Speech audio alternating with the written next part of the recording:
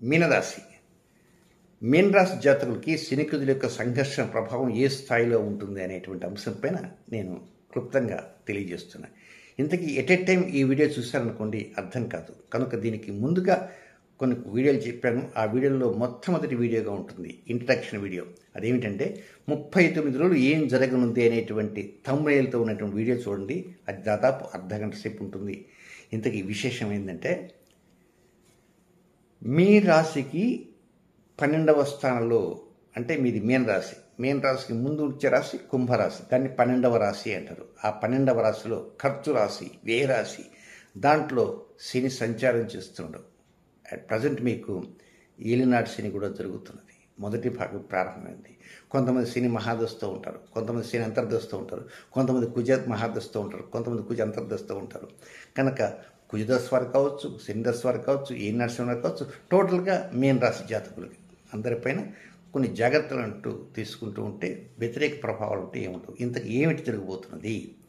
2024 మార్చి 15వ తేదీ సాయంత్రం 6:08 కుంభరాశిలోకి కుజుడు ప్రవేశించాడు. ఆల్రెడీ కుంభరాశిలో ఎవరున్నారు? శని ఉన్నాడు.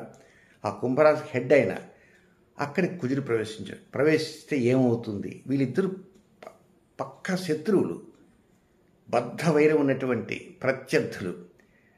కానీ కుంభరాశిలో ప్రవేశించి కొంచెం ముందుకు వస్తున్నాడు. ఇంతకీ కుజుడు ప్రవేశించింది మార్చి 15వ తేదీ. శని 20వ డిగ్రీలో ఉన్నాడు.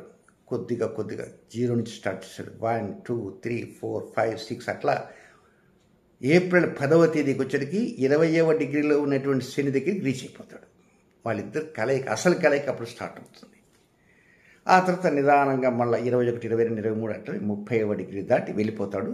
ఏప్రిల్ 23వ తేదీ ఉదయం 8:28 వెళ్ళిపోతాడు. అంటే మొత్తం కుంభరాశిలో ఈయన సంచారం ఎప్పటి నుంచి ఎప్పటిదాకుందంటే మార్చి 15 నుంచి ఏప్రిల్ 23 దాకా 38 రోజుల 14 గంటల 30 నిమిషాలు ఉంది. టోటల్గా 39 డేస్ అనుకుందాం. ఈ 39 డేస్లో మనం కొన్ని జాగ్రత్తలు తీసుకోవాలి. అయితే దీనికి ముందుగా మరొక విషయం చెప్తాను. మీ రాశిలోనే, మీ మీన రాశిలోనే ఏప్రిల్ 8వ తేదీన ఒక సంపూర్ణ సూర్యగ్రహణం జరుగుతున్నది. 4:32 ఉంటుంది. మీరేం కంగారు పడాల్సిన అవసరం లేదు. అది భారతదేశంలో కనపడదు, ఇతర దేశాల్లో కనపడుతుంది. ఇతర దేశాల్లో కనపడినప్పటికీ దాని ప్రభావం ఉంటూ ఉంటుంది. ఇక్కడ కంగారు వద్దు. అది ఏప్రిల్ 8వ తేదీ. ఏప్రిల్ 9వ తేదీన ఆ రోజున క్రోధినామ సంవత్సరం ఉగాది. ఆ ఉగాది రాగానే ఆ ఉగాది రాజు ఎవరంటే కుజుడే.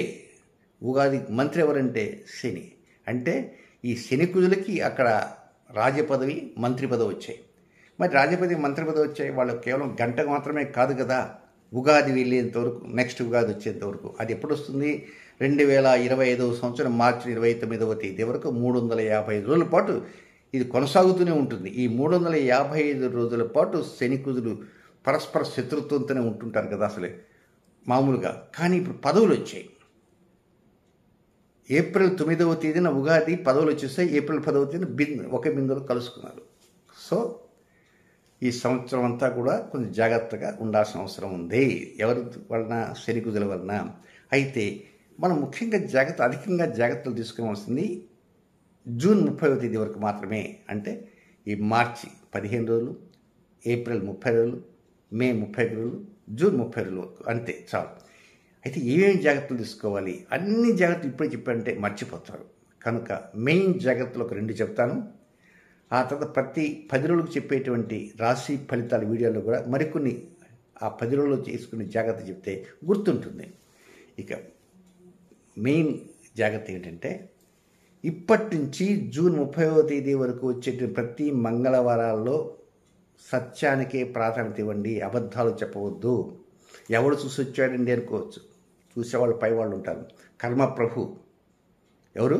కర్మప్రభు. దానితో పైగా మీరు ఏలినాటి రన్ అవుతున్నారు.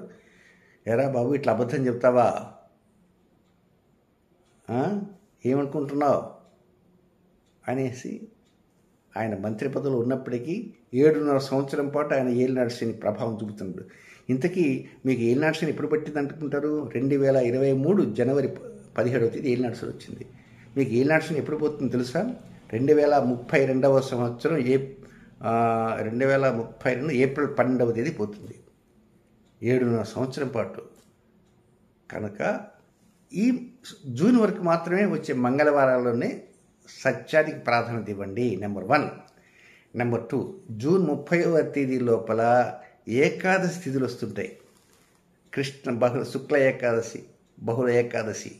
మరి ఈ ఏకాదశి తిథుల్లో కూడా జాగ్రత్తలు తీసుకోండి. ఇవి మీరు మర్చిపోయినా నేను మళ్ళీ హింట్స్ ఇస్తూనే ఉంటాను రాశి ఫలితాల్లో. కనుక జాగ్రత్తలు తీసుకుంటూ ఉంటే చక్కగా అనుకూలంగా ఫలితాలు పొందడానికి అవకాశాలు వస్తాయి. ఏం జాగ్రత్త అంటే సత్యానికి ప్రాధాన్యత ఇవ్వాలి, అసత్యం వద్దు.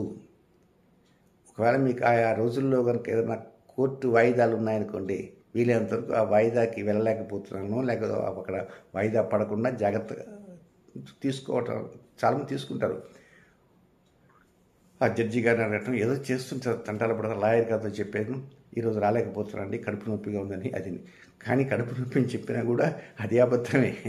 కనుక ముందుగా ఆ రోజు కాకుండా ముందు నుంచి మీరు ప్రయత్నం చేసుకోండి. సో అబద్ధాలు రాకుండా సత్యానికి ప్రాధాన్యతూ కర్మప్రభు అయిన ఏలినాడ్సిన జరుగుతుంది. So take care.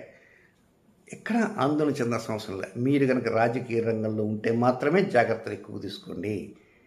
రాజకీయ రంగంలో నేను లేనండి, రాజకీయ రంగంలో ఉన్న వారితో తిరుగుతుంటానంటే అయినా ఇంకా జాగ్రత్తలు తీసుకోవాలి. ఒక్కోసారి రాజకీయ రంగంలో తిరిగే వారి పక్కన తిరుగుతుంటే వారి మీద పడేటువంటి మన మీద కూడా పడుతుంటాయి దెబ్బలు. కనుక వీలైనంత వరకు దాని సంఘర్షణ ప్రభావం చాలా ఎక్కువగా ఉంటుంది. గతంలో ఈ శనికుజల సంఘర్షణ 20 డిగ్రీలో జరిగేటప్పుడు ఇందిరాగాంధీ అసాసినేషన్ జరిగింది. గోల్డెన్ టెంపుల్లో ఆపరేషన్ బ్లూ స్టార్ జరిగింది. ఇలాగే జరుగుతూనే ఉంటాయి.